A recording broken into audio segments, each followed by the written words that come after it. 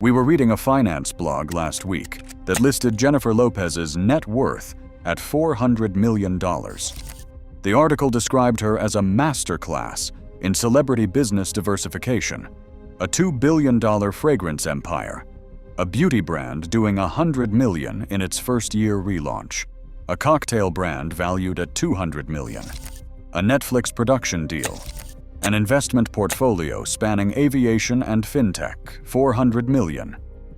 We started tracing every number back to its original source through SEC filings and audited reports. Most of them do not survive the trip. That $400 million figure gets repeated across every celebrity finance site on the internet, from CelebrityNetWorth.com to Forbes estimates. The same number, the same framing, the same adjectives. This is financial misinformation disguised as authority. And when you actually pull the thread on each business line through proper source tracing, what you find is not a diversification masterclass.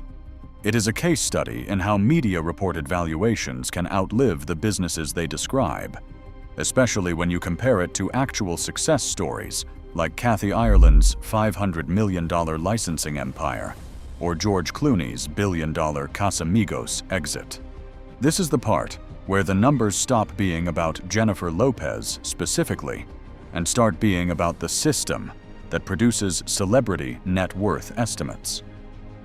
Every figure we have mentioned so far operates on licensing revenue versus equity ownership, retail revenue versus royalty income, distinctions that get lost in the mythology of celebrity wealth.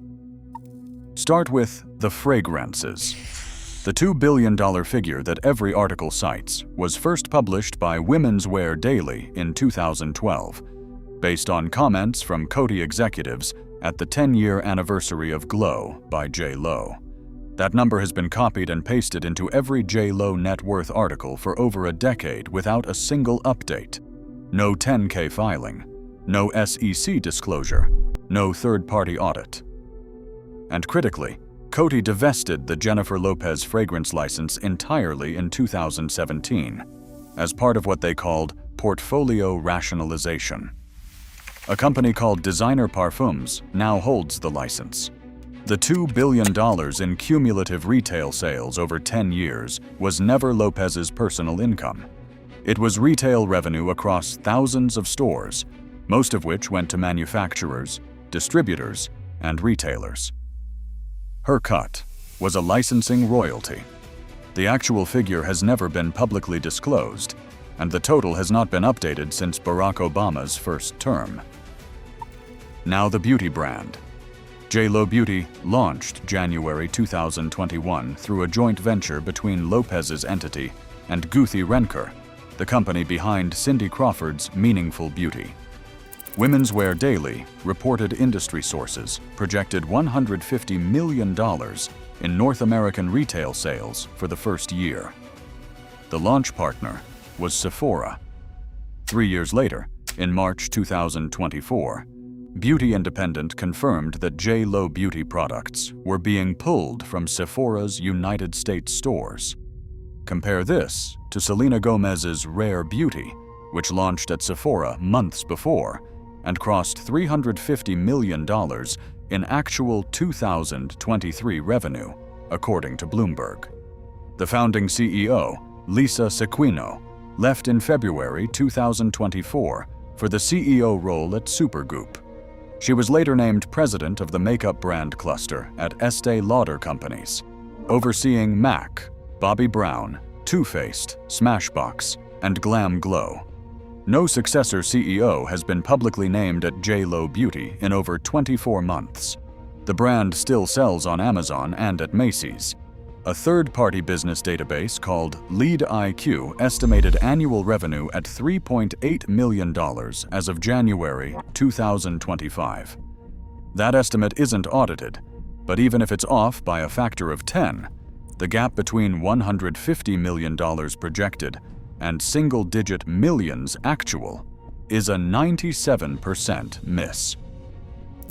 Meanwhile, Rare Beauty exceeded $400 million in trailing 12-month net sales per Business of Fashion. For context, Rihanna's Fenty Beauty generated $570 million in its first year with LVMH backing. Same retailer, same shelf, similar launch windows, different outcomes by factors of 100. Some finance blogs claim there was a J.Lo Beauty 2.0 relaunch that generated $100 million. We searched every trade publication that covers the beauty industry. Women's Wear Daily, Beauty Independent, Cosmetics Business, CEW. Not one of them contains a single article about a J.Lo Beauty 2.0 relaunch. The phrase appears only on celebrity finance content farms. It does not exist in the trade record. Next layer. Delola, the ready-to-drink cocktail brand. Lopez co-founded it with Benny Medina and Spirits executives Ken Austin and Jenna Fagnan. Beam Suntory came in as a minority investor and global distribution partner. The brand launched April 4, 2023, and shipped 107,000 9-liter cases in its first year, according to Shanken News Daily. The last new product announcement was the Delola Light Margarita on May 29, 2024. Since that date, there have been 0 new product launches, 0 press releases from Suntory, and 0 retail expansion announcements through mid-2026. The website is still live. You can still buy 4 products at Whole Foods, but the brand has been silent in public for 18 months. Multiple celebrity finance blogs cite a valuation of $200 million for Delola. We tracked that number across every source we could find. No analyst report, no SEC filing, no acquisition offer, no trade publication. The $200 million figure appears to originate from celebrity content farms and gets repeated without any primary source attribution. It is functionally a number that someone typed and everyone else copied. This contrasts sharply with verified celebrity spirits exits, like Ryan Reynolds' aviation gin sale to Diageo for $610 million, with full SEC documentation. Then came 2024. In January, Lopez released a 3-part project called This Is Me Now, an album, a companion film, and a documentary. The funding story is significant. A $30 million deal with outside investors was pulled at the last minute. Lopez self-financed approximately $20 million to complete the project. The album debuted at number 38 on the Billboard 200, her worst studio album debut ever. Pure sales in week 1 were roughly 14,000 copies, 6,000 compact discs, 5,000 vinyl, 3,000 digital downloads. Total equivalent units were about 21,000. The companion film landed on Amazon Prime Video in February 2024 with a 75% Rotten Tomatoes critics score, but mass audience mockery and an IMDb rating of 4.1. Amazon distributed the project. They did not fund it. That distinction matters because every dollar of loss sits on Lopez's personal balance sheet. A 30-date summer tour called This Is Me Live was announced for 2024. 7 dates were canceled in March, citing logistical issues. The entire tour was canceled May 31st. The official statement cited family priorities. Variety and The Washington Post reported low ticket sales as a contributing factor.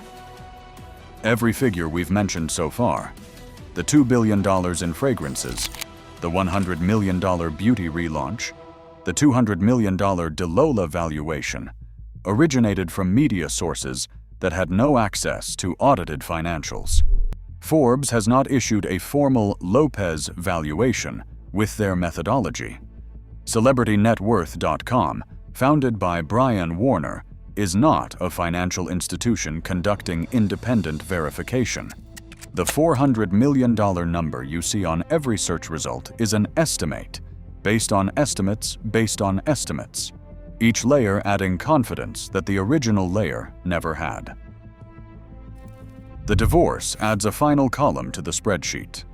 Lopez and Ben Affleck married in July 2022 without a prenuptial agreement. California is a community property state. Family law attorney Andrew Zashin estimated that Lopez earned approximately $40 million annually during the marriage, putting roughly $80 million of marital period earnings potentially in scope for a 50-50 split under community property law. That includes revenue from Delola, which launched during the marriage. It includes J.Lo Beauty income earned during the marriage.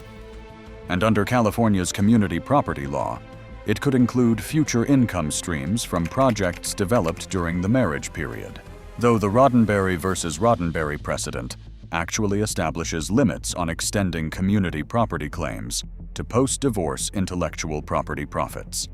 The Beverly Hills compound they purchased together in May 2023 cost exactly $60,850,000 in cash. They listed it at $68 million during separation.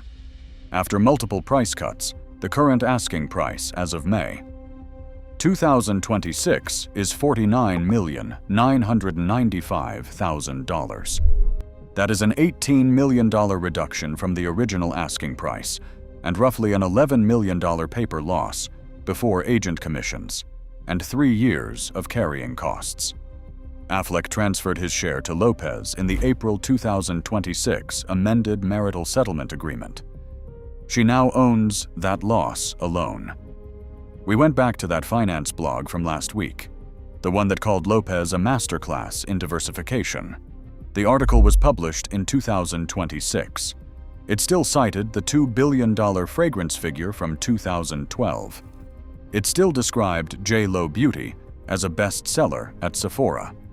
It mentioned Delola as valued at $200 million. The $400 million net worth estimate sat at the top of the page, unchanged, formatted in bold, next to a stock photo of Lopez at a red carpet event. The numbers underneath it had been quietly decomposing for 2 years. The headline had not noticed. The lesson here is not about Jennifer Lopez. It is about financial media literacy and citation verification methodology. Always trace to primary source. Verify before you cite, because in the attention economy, yesterday's estimate becomes today's fact, and nobody checks the math twice.